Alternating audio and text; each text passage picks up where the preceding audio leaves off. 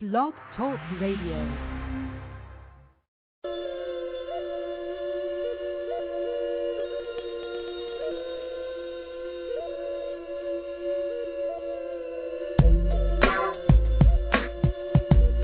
Welcome to Illuminations Radio, here to inspire you to go deeper into your roots, to go back into your true self.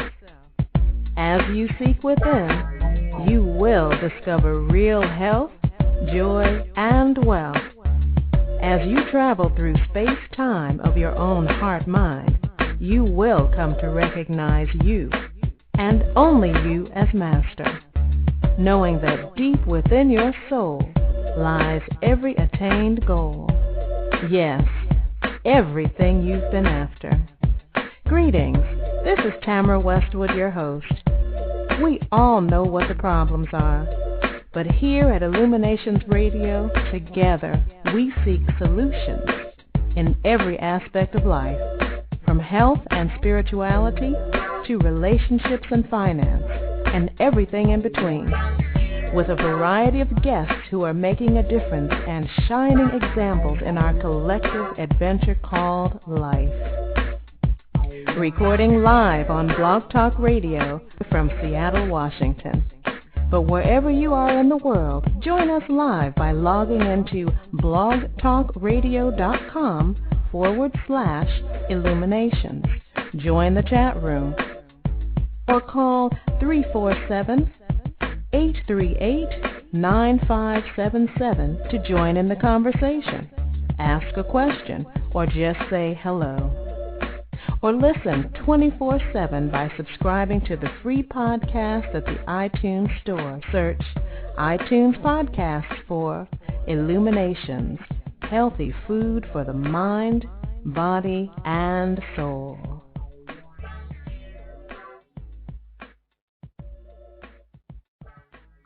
And welcome, family. I'm so glad to see everyone filling up the chat room. So grateful that you're here with me on this Halloween night.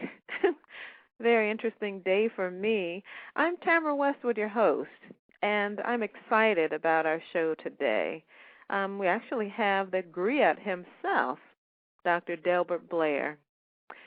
Now, most of you know and love Dr. Delbert Blair, but any of you who have never heard of this man, well, you're going to be introduced to a very wonderful individual. He's quite brilliant, but he's very lovable, very humble, and very kind as well. He's a man who holds a lot of the world's mysteries. He holds a great deal of the oral histories of Europe, of Africa, of Asia, of everywhere. And he's enlightened in many different areas. He's a lecturer, he's a historian, he's an engineer, a poet, a minister, a researcher, he's a metaphysician. He is that griot. And he's out of Chicago, actually my home, Chicago, Illinois, in the Meta Center there. But I'm really excited to have him on the show. And it looks like I'm going to be waiting for him to call in. He may be a little delayed. He's quite busy.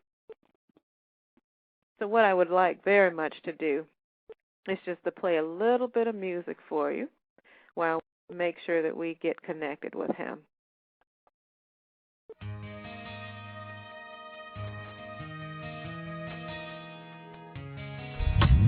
Higher consciousness. Let's go higher in our consciousness. Let's go higher, higher consciousness. Let's go higher in our consciousness. Let's go higher. The time's come for me to change the way I think, to change the way I feel, for me to go beyond what everybody thinks, what everybody says is real. Today I take a step into a time and space of peace and possibility, and here I'm gonna stay until I find my place, my true divinity.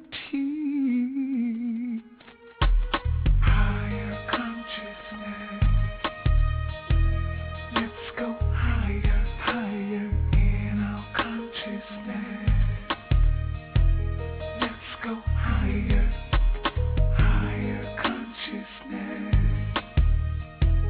Let's go higher, come on, in our consciousness. Let's go higher. The journey of 1,000 miles begins with just one step and one idea. I'm moving on, not knowing what is coming next.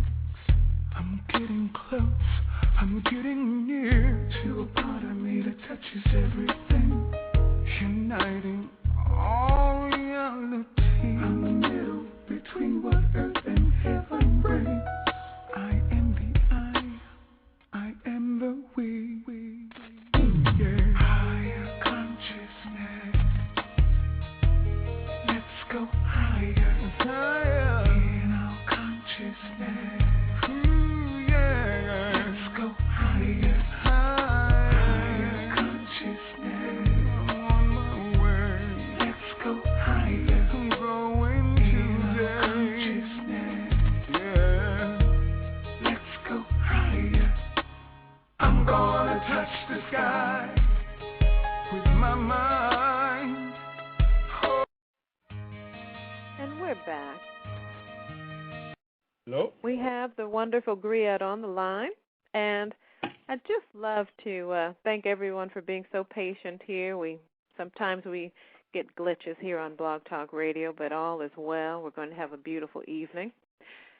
Tonight, we have that Griot himself. He's on the line, and we're going to be talking about Halloween, sweet treat or slick trick.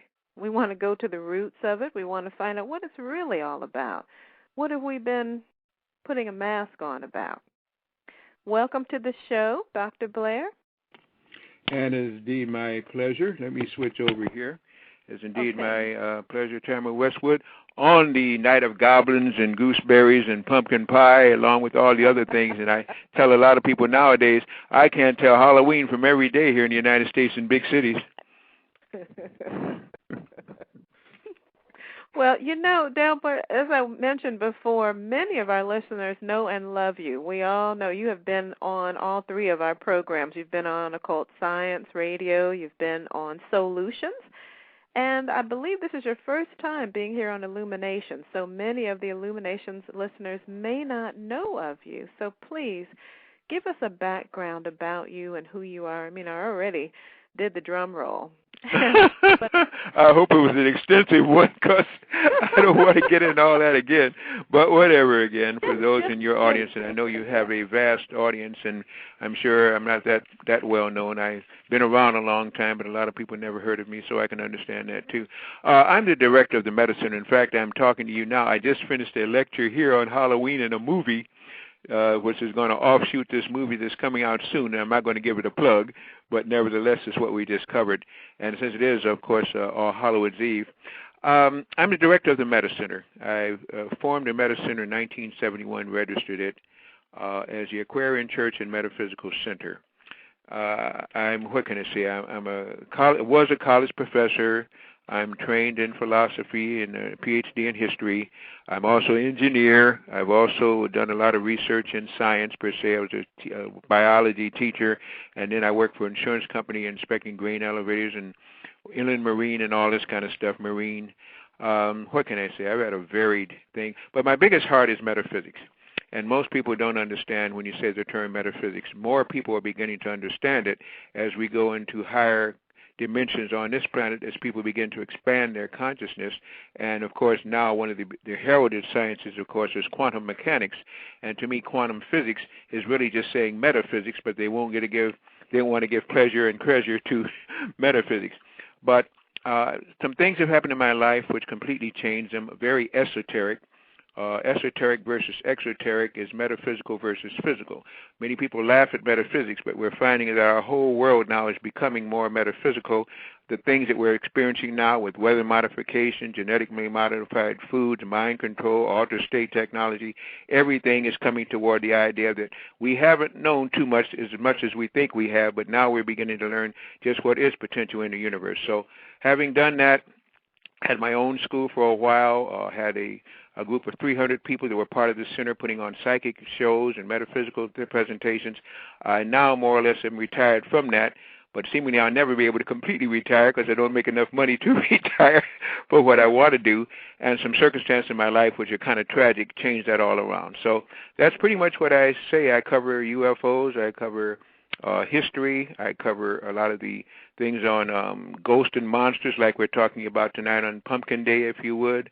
I cover into more straight sciences and these towers that are everywhere, diodes to protect you from radiation and extra low frequency propagations. I'm into magnetics. We have 40 different kind of magnetic things that I deal with, which help to speed up healing and take away pain, and very much into monatomic gold. So I'm all over the place, but if you're old as I am, you have a chance to do all of that, and I've had that opportunity. Oh, wonderful. Well, family, as you can see, we do have a griot indeed. We have a brilliant, everyone in the chat room confers with me. I see brilliant, brilliant. Yes, brilliant. That's who you are. But I would love to get into what we're going to be speaking about tonight. Maybe the history, the deep understanding of what Halloween is all about, and All Saints Day and Hallows Eve, and what some of the symbols might be, and what some other people may be utilizing it for. Okay, let's just say that this is a very tragic time and a very beautiful time. And as you well allayed to that and attributed to this, it's a time for good and bad. In most of the cases, we want it to be bad. We want to get scared to death. We want things evil to happen. We see blood and guts and vampires and werewolves and everything else. Well, to me, as I say, that's nothing to honor, and therefore I do not honor that day, but studying it, yes, I do. And to celebrate All Hallows Mass is one thing. Let me just say, first of all, that the Feast of Samhain, the Feast of the Lightbringer, is going to be celebrated on the 1st. That would be tomorrow. That's November. What we're doing now is celebrating All Hallows Eve. In many cases, those who are deeply into it, on a very negative side, it's a tragic time because it's a time for actually sacrifices. One thing to sacrifice food or something like that and give up something. It's another thing when people are killed and stuff like this. And there are some practitioners there who will actually do the worst thing you can do to people on that particular time. Where we get it on the lightweight by emulating and imitating ghouls and goblins and this kind of thing. The whole thing of Halloween, All Hallows Mass, took place mainly in Scotland, England, and around the area that was, in many cases of England, the coastal areas there are still draining, where they were underwater for a while and they're dredging. And there was a lot of superstitions that dwelt there. And one of the things that I like to relate to is that in many of the areas of Scotland and Ireland and places like this, they had villages, and they had mountains on either side. So when people would come together and form a community, there were many cases separated by mountain chains. And in the stark winter and fall, when some of the climate there, landscape got covered with snow and mud and everything else, they didn't do too much traveling. So those people that were in individual, so we say, villages and hamlets like that, pretty much learned to stick together. So they usually would elect a mayor or a leader, and they, of course, depended on each other for sustenance and like this. So what would usually happen was there was a, say, the mayor of that hamlet or so, and on this particular day, which we call All Hallows Eve, they would prepare all year long for it. It was one of the big festive holidays. So what they would do is that, I'm going to start from scratch and then go from here. What they would do, they would find usually a tree on one of the hillsides or mountains not too far from where their enclave was.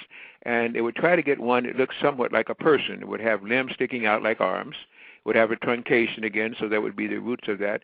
And they'd use it, and they would initial it that this is going to be the one used for the Feast of Samhain or the Lightbringer All Hallows Eve.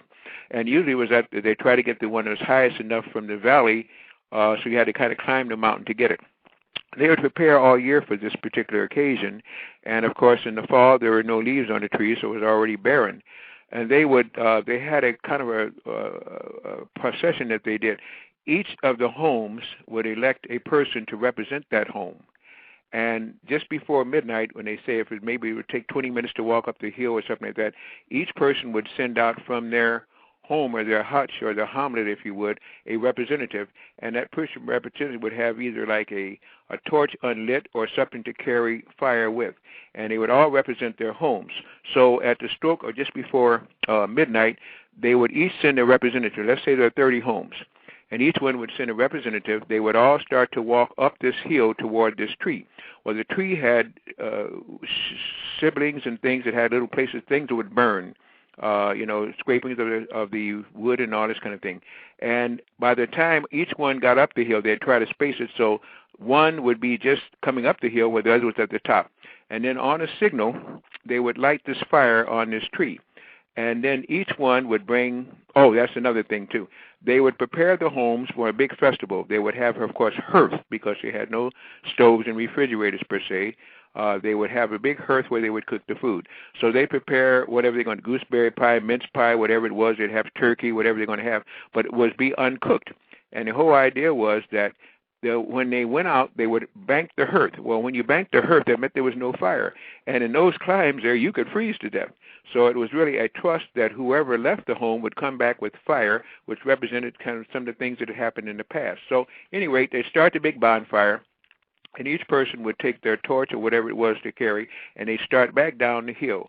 And they so spaced it that by the time the first person reached the bottom of the hill, the other person was still taking fire from the bonfire. Well, you can imagine if you were looking at that at night, that's a beautiful spectacle. You have these, like a little snake coming down from the fire all the way down to the what they call the central square of the village. Once they got there, then they would start another fire that was there in the middle of the village, and then each one would take the processional fire and go back to the homes, light the hearth, the food would begin to cook, and of course, and then they would, begin to celebrate All Saints' Day, or what they want to call the Feast of Samhain. Well, the catch with this one was that when some of the British and so were having battles with these people, and they wanted to find out who was a chief, shall we say, shaman or so of the village, they found out if they waited to this particular time of Halloween, they would know, because it was in a pecking order that they did. The highest one would go first in the procession, and then each member of the family would follow then. So what happened was they wanted to get these people because they knew that they controlled pretty much the political vote and many other things. So the catch was that was so just to backtrack a little bit so that we have some clarity on this history. This was pre-Christian. This was before. This was when everyone was pagan. Pretty much so. Areas. Pretty much so. And this was before Rome took over. Yeah. Okay. Yeah, pretty much so. And so what would happen then after that? When they came down and everybody would be treated to the food and festivals and stuff, they then had the gendarmes that were close by in the woods. They would come out and arrest the people that had come down. They now had the heads of those who were performing magic. They had the heads of those who were leading political figures. And instead of being the treat that was done for everybody, treated each one that, it was tricked. And that's where the start of trick or treat came from. What they thought was going to be a festive time and treating all the families, they arrested the people, and pretty soon it broke up that procession because nobody wanted to be arrested, and they didn't want people to know who the titular or direct heads were for the village. So that's where trick or treat started. They also had a custom at that time of using that day to state what they thought of their neighbors, and they could get away with it, where the rest of the time you might get into a fight, get gored, or sword fight or something else. They would wear a mask, and on the mask they would have the initials of the person who they were talking about. So if they had a goat's mask, or if they had a cow's mask, or they had a cat's mask, it meant that this person was acting like an old goat. This person was like a little kitty cat, or something like this. And so it was a way of getting at the person without getting killed for doing so. So that's one of the reasons that they wore a mask. Then there are also customs that have gone on in Halloween for that too. You have what they call carving the pumpkin. And everybody knows pumpkin pie, but of course to get pumpkin pie you have to have a pumpkin. Interesting enough, a pumpkin is really almost like a parasite. The pumpkin actually grows along the ground. The vines wrap around other plants and things, and they actually take the life force from the plants. They'll actually use the plant as a food source. And so it's really a kind of a nasty way that this pumpkin has of growing. But nevertheless, when they cut it off, of course, then they cut it and you hollow it out. That's where you get the pumpkin pie. And you hollow it out so you can carve a face into it. So if you understand what happens there, they cut off the top to hollow it out, and then they carve in eyes, they carve in nose, they carve in mouth. Well, this is also very deeply metaphysical. What they have done there is to show that they then take the top off, do this, and they put a candle inside, and of course, if it was not hollowed out, the candle could not burn. If they put a top on it, the candle would go out. But as they carve in the different senses, eyes, nose, mouth, the candle will burn brightly. So the candle represents the soul, the enlightenment, the flame of life. Each sense, where you see, hear, taste, and of course, sometimes they'd even put in ear things to hear. This meant, again, that the candle could burn brightly. So it's a representative that the soul enters into the body as a light source, and as these senses develop, it can go brighter or eviler or better, whatever, and so it represents the soul encased or incarnate.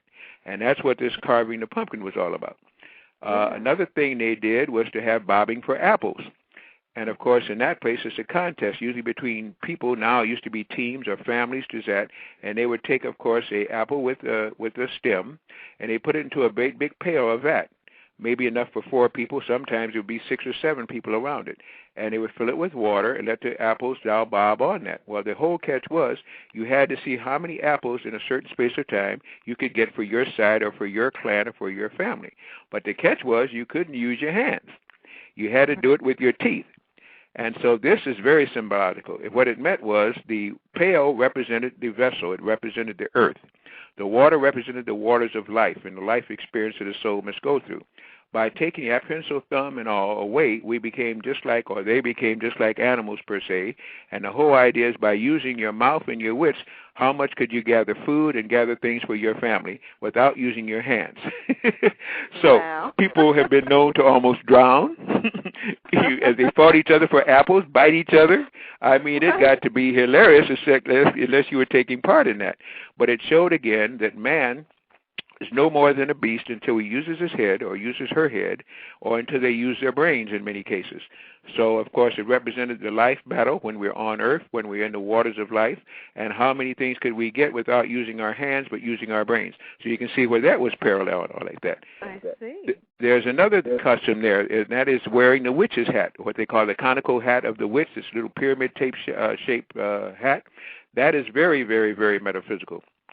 And it lets me know that either it was a custom that they knew or there were some very smart people. I think it was a custom that they forgot the origin of simply because of this.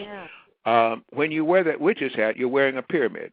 And the pyramids are the best source of energy transference on this planet. The pyramid shape is one of the things that Russia is using now for weather modification, which we can later on get into if you'd like to.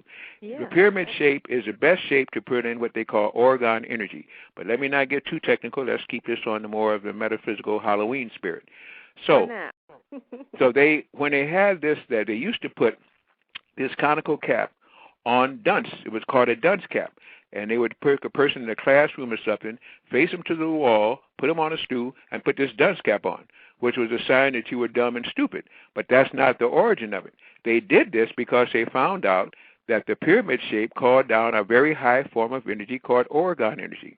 And when you put a crystal within that head, or within that shape, it would help to actually amplify the pineal gland, the pituitary gland, and call down energy for an oxygen for the brain would function better. So it's actually like a curative for people whose brain was not the best or people who needed help because of mental disturbances. And now they're just finding out that that does work. Crystals work with the best crystal everybody has, which is a pineal gland. Yeah. And if you happen to have melanin in that pineal gland, it responds when its own self because it is a crystal. So when you put that dunce cap on, it's a way of amplifying thought. It's a way of amplifying brain energy. It's a way of calling down orgone energy. So here's something we make fun of that was being used for a long time by somebody that was very wise as a piece of instrument, so to help the brain. So what we laugh at is a shape and a custom that had very deep metaphysical beings within it. So as I say, it could go on and on. There's so many customs that we have for that one. On the more deeper, sinister side, of course, we talk about ghosts and spirits and all like that, and that's a whole different venue. I can go into that if you like, or if you want to pause for questions or comments, we can. If not, we can go into the ghosting thing, too. Well, let's go into the ghosts and the goblins and all just a bit before we go to switchboard.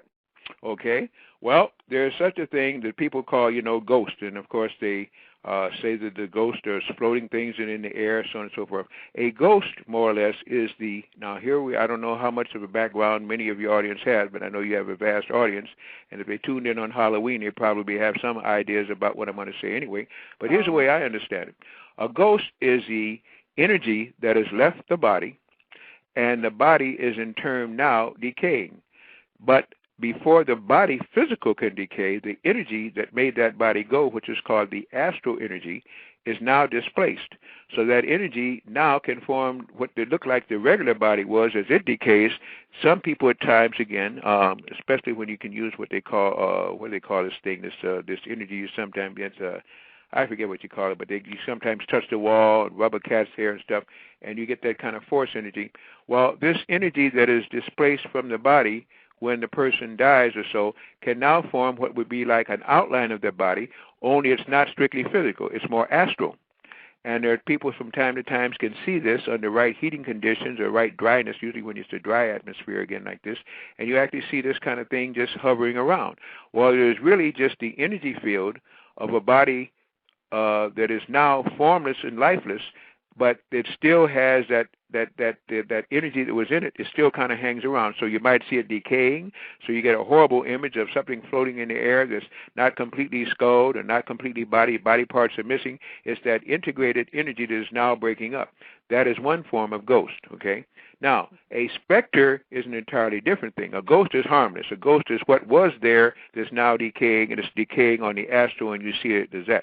But then they have something called a specter. Now you've got something entirely different. A specter is something that has life energy, is not human at this particular time, and it's an energy that has either now been used by a person whose spirit is around, or is a spirit manifested because it was drawn there for some reason again. Now you got something else, and it may also seem like it's decayed, but it's under intelligent control. Just as we might control a body, if I heard it's hard to think of these kind of evil ways, but if we would body at a morgue and you would stand it up and hide behind it, well, it's like they do that, but they do that on what is called the faster vibrating plane of the astral. So that would be one thing. Then, of course, you have a spirit. Now you got an entirely completely different thing now. A spirit is an energy which now was human, or maybe not even be human, but for some reason or another is drawn to a particular point in a home, house, village, street, wherever, and you just happen to be on it at a time when it coalesces. And when people give off thoughts are things. So on Halloween, when everybody's thinking in those terms, you actually can draw spirit energy and astral energy to you because that's where your mind is set on. Whatever you think of, you can draw to you. We are what we think, eat, and drink. So now you've got a whole different ball game. And we can really get some way out stuff to taking that further because sometimes we may get actually what we call an alien present, which has nothing to do with life forms, dead or gone. They're actually an alien there taking advantage of this situation to attack people. So as I say, we can get as deep with this as you'd like to go, but those are different forms.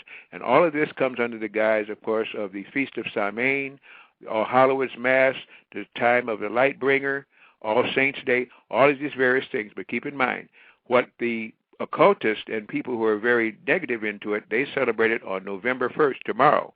And they do make blood sacrifices. You find a lot of people disappearing, children especially in through now. And I've warned for the last 2 months to watch your children during this time because it's not a good time.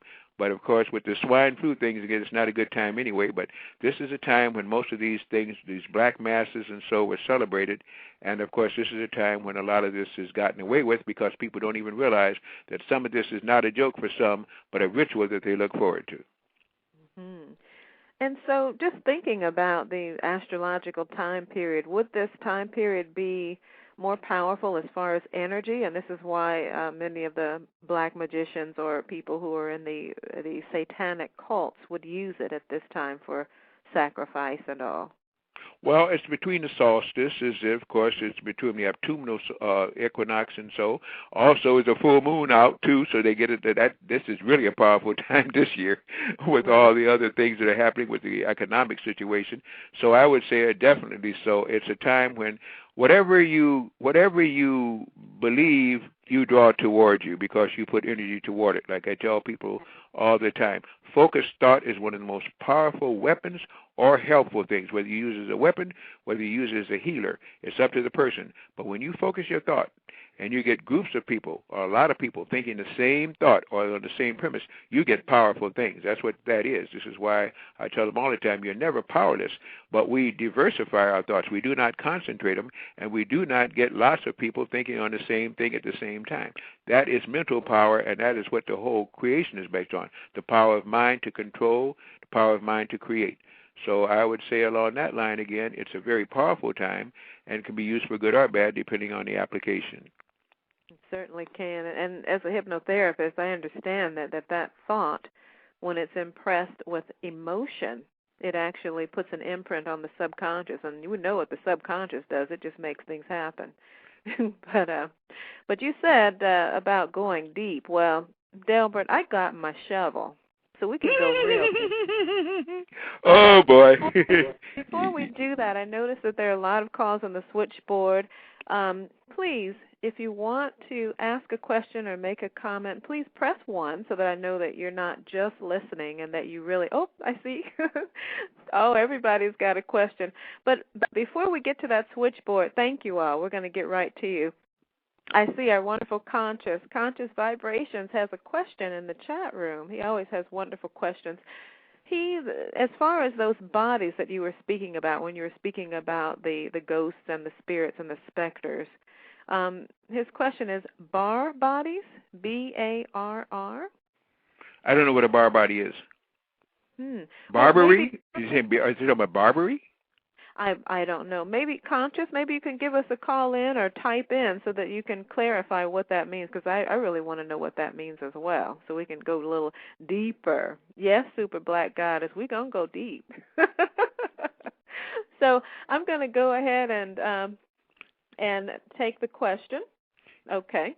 You know, when you said that, I was being like one superficial, jokeful way would be the British aggregation thing. That would be the Bar Association for Sovereignty, by which we're under the British rule anyway. So, but I guess we don't want to go there, do we? You know what? We certainly can, because you know what? Tonight, if you are game, we can go for 2 hours if you're ready. Oh, man. You would want to put up with me for 2 hours, I'll tell you. Because what we're going to do, if you're game. Yeah, we'll see how it goes. We are going to go 2 hours into our special members show, and that's our members show where we go over to occultscience.tv. Oh. And that's where everybody can partake of that particular show. But for now, let's just deal with this particular show. We're going to go with our first caller, and I believe it's Conscious, in the 216 area code. Welcome to Illuminations. Do you have a question or comment? Is that our Conscious? Hello? You know what? Maybe they're just listening. We'll go on to the next caller. Caller in the 912 area code. Do you have a question or comment for Delbert Blair? Yes, I do. How are you doing today? We're great. How are you? I'm doing fine. Dr. Delbert Blair, I've been trying to get in contact with you for a long time now. I've called the Meta Center and left messages, and I'd like to thank the nice lady you have there who answering your phones there. She was very polite, and she took a lot of my questions. And I have a couple questions about your triple numbers and UFOs. And I was wondering, I experienced some things that you experienced with UFOs, and I was wondering if you experienced any triple numbers and linked to the UFO phenomenon. Hello? Delbert? Dr. Blair? Oh, it looks like we might have lost him. He's going to call back in. So hang on. Okay. He's going to call right back. I appreciate that. All right. So what I'm going to do while we're waiting for him to call right back in, Blog Talk Radio. I got some things I can share while we're waiting if you'd like me to. Well, you know what? Please. Go on ahead. Well, Dr. Delbert Blair was on your show before, and he was talking about UFOs and how he was contacted at one time. And I myself, I woke up one day. I went to the hospital, and they told me I had kidney disease. Okay, and I don't even drink and nothing like that. Okay, and I went home, and next thing I know, I start seeing lights in the sky. Okay, and I thought I was crazy as well. I just shunned it off. A beam of light hit me in my eye about 10 or 15 feet away from me. 2 weeks later, I went to the doctor, and he told me I was cured. Okay. Oh, wow. Yeah, and I had creatine problems. I had to get my creatine checked a lot. And I noticed another guy, Terrell Copeland, had the same issue as well. And I noticed that after I had these issues, I started seeing triple numbers a lot, a whole lot, okay? Started telling friends about my triple numbers and my sightings, so I invited them to see them for themselves, so I wouldn't have any illusion, okay? Then, wow. Yeah, next thing I know, after a lot of things happened, I moved from that house, okay? I'm thinking it's a ghost or something, and this house isn't, So I moved, and 3 months later, I was woken up at 5:55. I got tired of it, man. I ran outside, I looked up, and there it was, floating away. Yes, wow. okay, and so I moved away. It was you. Pardon, ma'am? I said it wasn't the house, it was you. Everywhere you go, I there guess you are. so. Yes, and I have witnesses as well, even down to my kids, and my fiance and my friends, and Dr. Delbert Blair, he was talking about black aliens, okay? I myself, I'm a black American, and I was afraid to come forth because I thought someone would think I was just being pro-black, saying that, oh, now you're saying aliens are black too, Right. So I was afraid to come forth. But after hearing Dr. Delbert Blair, I'm not afraid anymore to come forth. I tell you that much. Well, I hope he comes back. I'm glad. He's back. We have Blair back on the line. What happened? I'd like to have you back. I don't know. Neither do I. Something Isn't that happened? interesting as usual? But I can always count when I'm on Blair. air stuff that happens funny. It's always interesting. It is. Always, yeah, it's always interesting. Anyway, I don't know how much I missed, but I'm back. Okay. Well, caller, you had a question or comment for Delbert. Now's your opportunity. Yes, Mr. Delbert Blair, I've been trying to get in contact with you for a while now, and I've been leaving messages. I know you probably think I was that crazy guy calling, but my name is Myron, and I was one calling the Meta Center, and I was wanting to ask you about the triple numbers. Did you experience any triple numbers when you had UFO phenomena? Because I experienced some of the same things that you have, even with a black extraterrestrial who was slender in the face, and he had dreads going to the back, and he was skinny in stature, and I was in 8th grade at this time. I didn't have the flashback of this dream until I was 30-something years old after I had an experience. Was this a dream or an actual contact? So this is actual contact. I thought it was a dream, sir. I wish it was a dream now, but I'm glad it wasn't because it opened my life, and I went from 50 Cent the rapper to Fibonacci sacred geometry in 2 months, And I realized that I was asleep the whole time, and I was missing a lot of things in life. And I went through this. I talked to this guy. I was looking right here in his eyes, sir. I looked right in his eyes. I had UFOs come. It was like 5 foot away from me, sir, and it shot a beam of light at me, sir. And I went to the doctor, and after I went to the doctor, he said I didn't have to. My kidney disease, it cleared up. I didn't have to take steroids anymore. Mm. Wow. And I was just wondering, in my child, deja vu and psychic abilities, it seems like. And I was wondering, did you experience any triple numbers when you were going through this? No, I didn't experience triple numbers. I do know that triple numbers are very good in numerology because they amplify to the third power. And again, sequences what they call below 10 and above 10 and 0 to 1. But I don't really know. They have not worked so much for me, but I have understood a little bit of numerology, and those who do work with it to say the triple numbers are the way to go. In fact, very interesting, we just had Rifley 9909, which was 666, and that was September 9th, 09 year.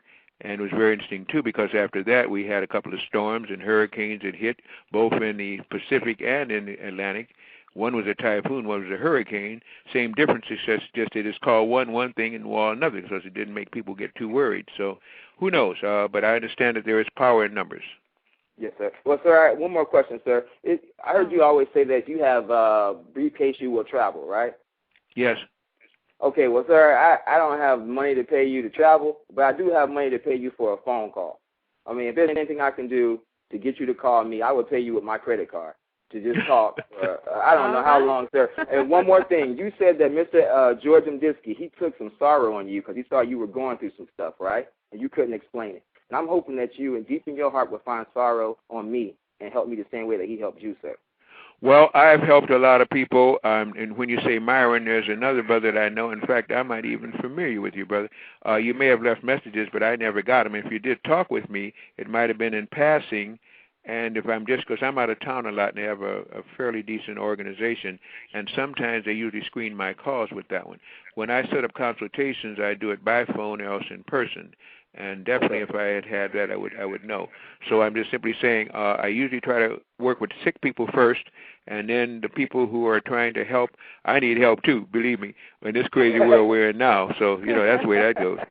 It's a madness. I tell people all the time I'm neurotic, and I have no problems facing neurosis. Okay, my neurosis grows every time I turn on TV, the radio, go to the internet, read a newspaper. Madness out here. So if these people are psychotic, I'm a little neurotic because they're dangerous. Well, you know what we're going to do? We're going to make sure that, Delbert, that you give your information out and making sure that you're going to get in contact with Myron, yes? Yes. Two of you have some things to share, it sounds like. And, Myron, if you would, you can contact me at my website, or you can hit me here on Blog Talk Radio and make sure I have your email, and I can forward that to Blair so that he'll know who you are. You guys can coordinate this meeting, okay? So what we're going to do is we're going to go on to the next caller. I know that we have a caller in the 216 area code. Hope to have and respect, my sister. Welcome, Conscious. So glad to have you on the air. I'm fabulous. How are you?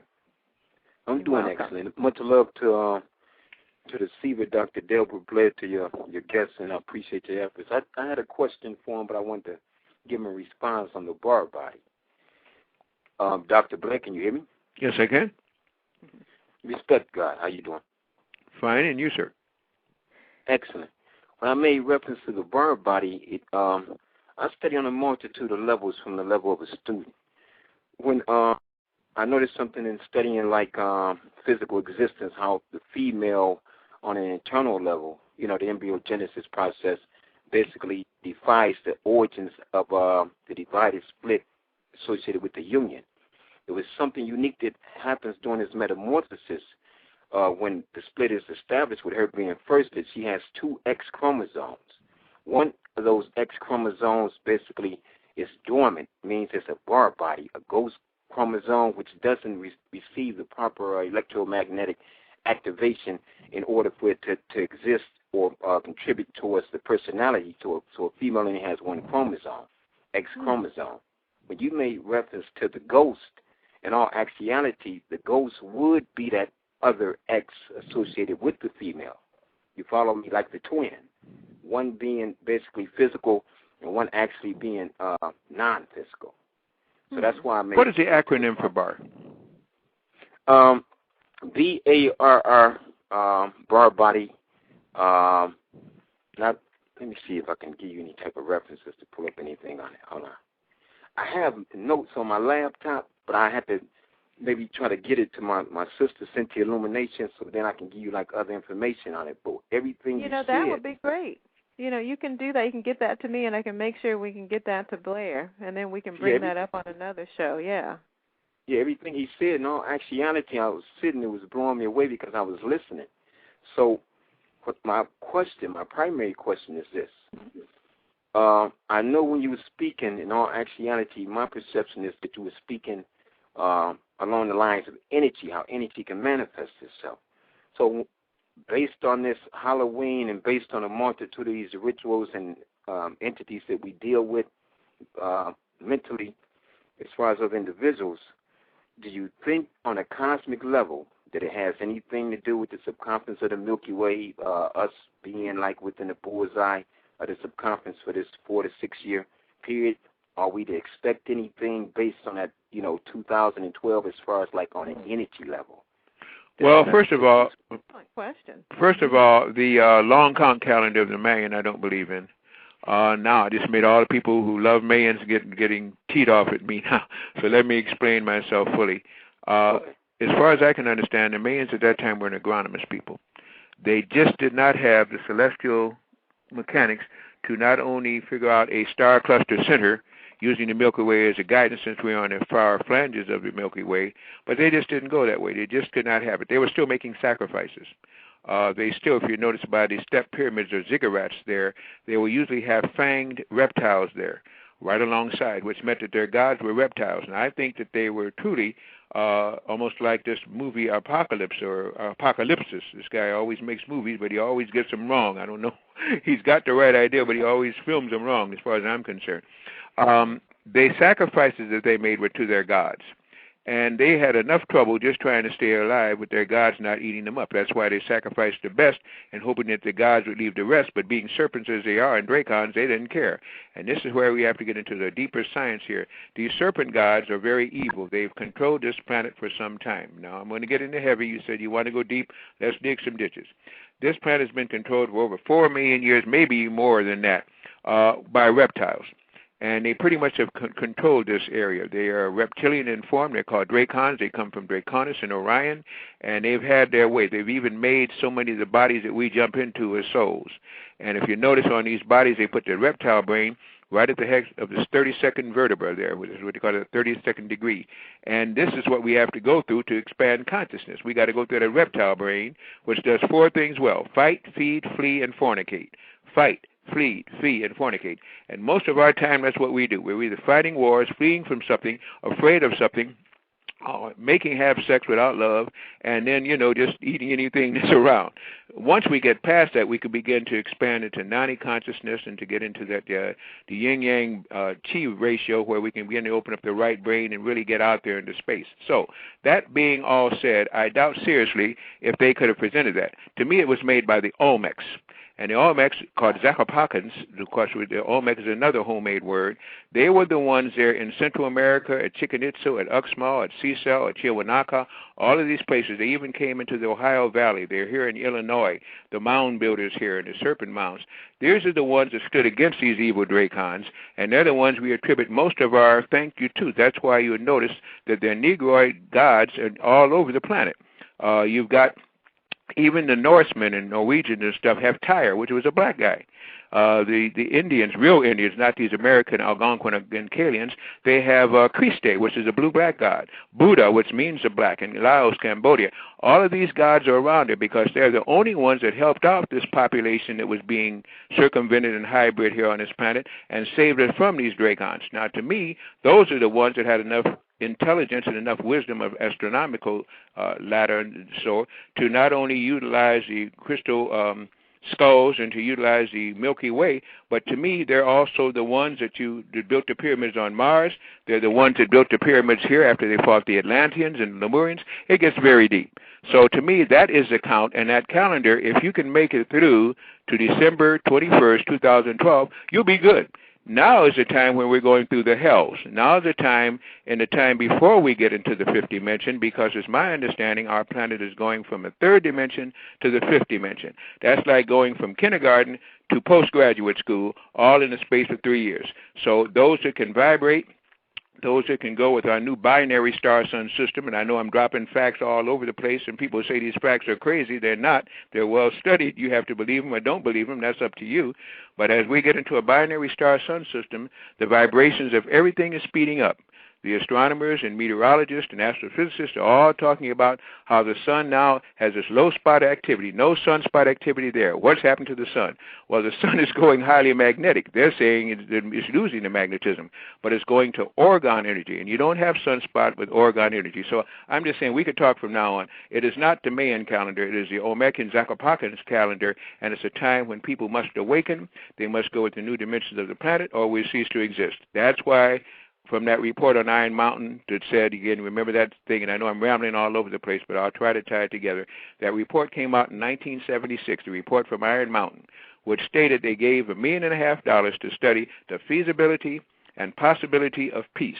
At the end of that stupid study, they stated there could be no peace on this planet, must have a war every 15 to 17 years in order to control the population, the economics, and the means of control the economic situation.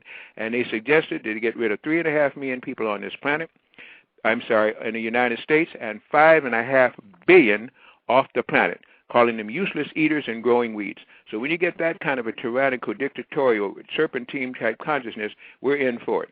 So that if we can get through to there, we probably will come to those parts of the galaxy that are more pleasant, more peaceful, and more friendly than the ones that we're presently engaged with. Wow. Okay. Well, you know what it sounds like? It sounds like we all need to raise our vibrations, and we need to move forward here because otherwise we're just not going to make it. And so how might we do that? I have someone in the chat room is talking about a magnet that they did purchase from you, and they're wondering how to utilize that to their best advantage. Well, we have 40 different kinds of magnets. Magnets take away pain and speed up healing. They help to raise the, in other words, the myelin sheath around the nerve endings is what gives you pain when it's frayed or is vibrating in a negative result. So this helps to strengthen the myelin sheath. It helps to also bring oxygen into areas because the red blood cells are what heals through the oxygen, and the red blood cells have iron. So wherever you place a magnet, it draws that iron, which draws the oxygen molecule, which helps things to heat faster. You know, we're having ball games now, basketball, baseball, football, all three, and because of the weather and cold and all, people are getting sprains and broken and all like this. Well, they take hot and cold applications and wrap it around the ankle or around the back. What they should do is to get you a strong Gauss magnet, neodymium, maybe 5,000 Gauss.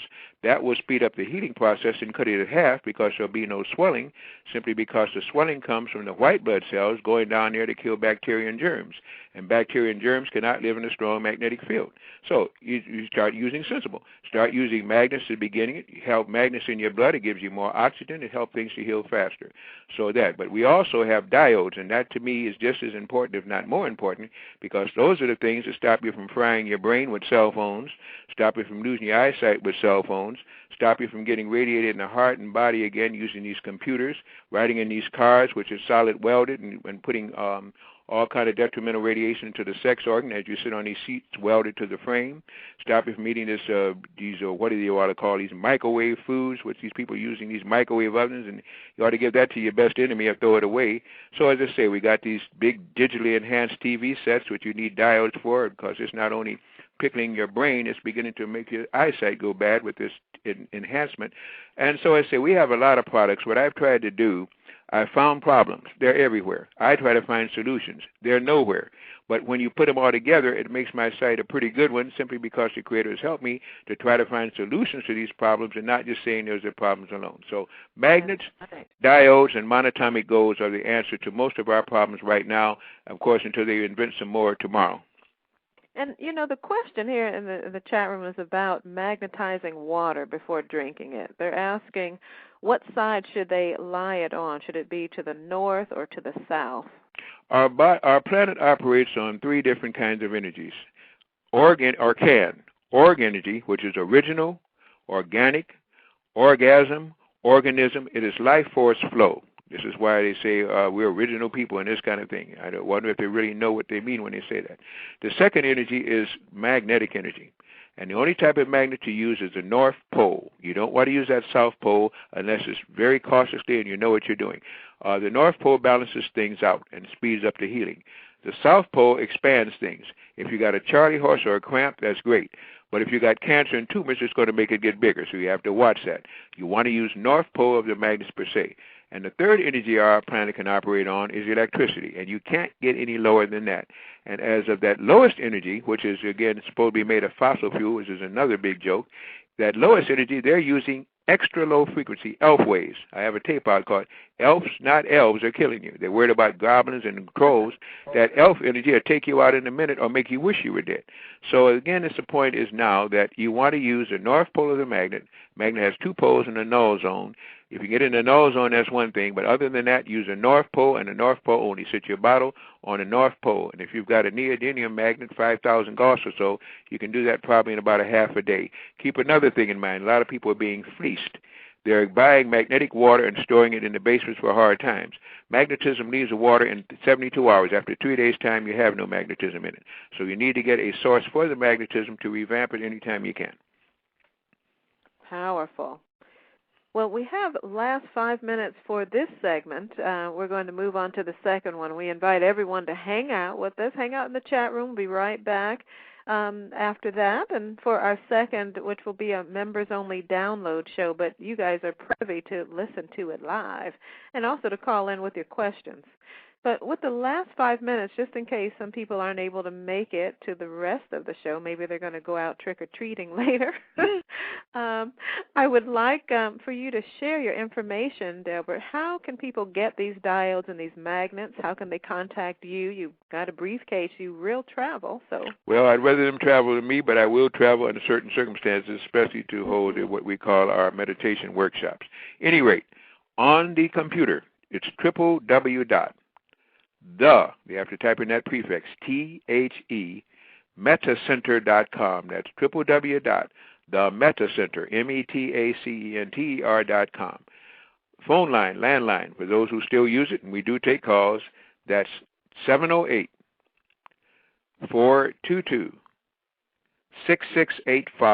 708-422-6685, the Metacenter, www.themetacenter.com.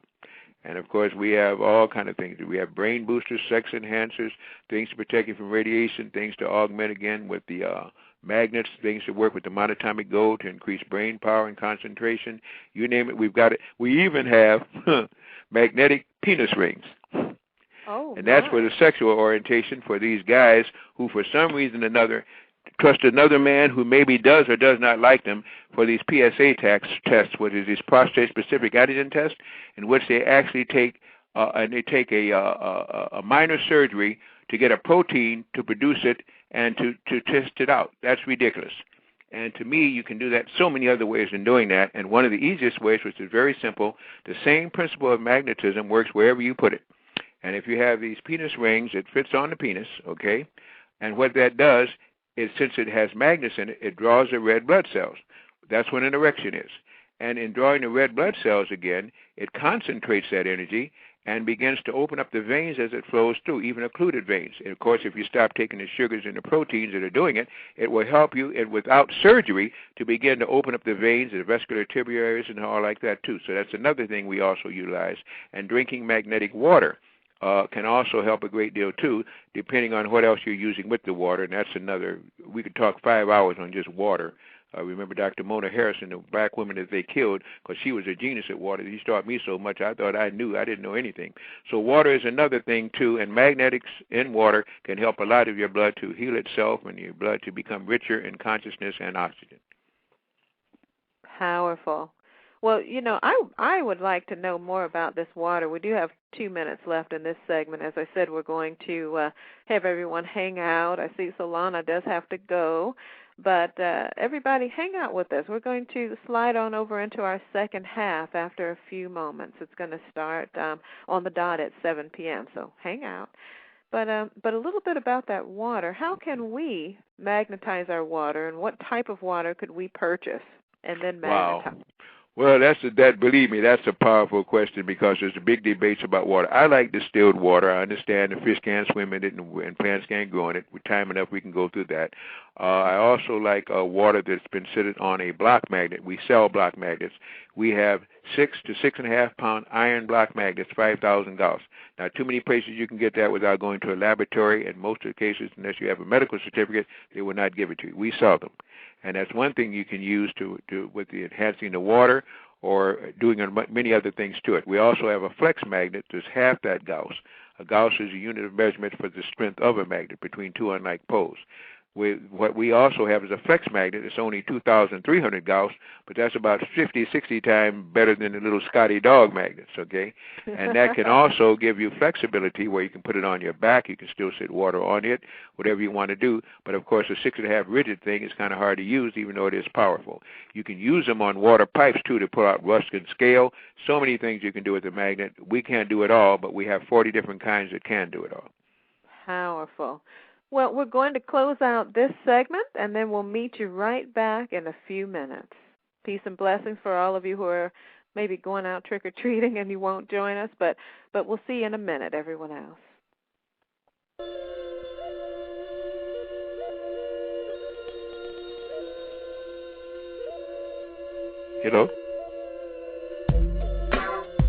This is Tamara Westwood, your host, signing off. Hope you enjoyed the show.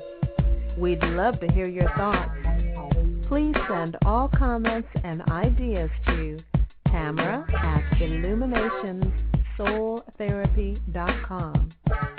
Remember to join us live on Blog Talk Radio by logging into blogtalkradio.com/illuminations.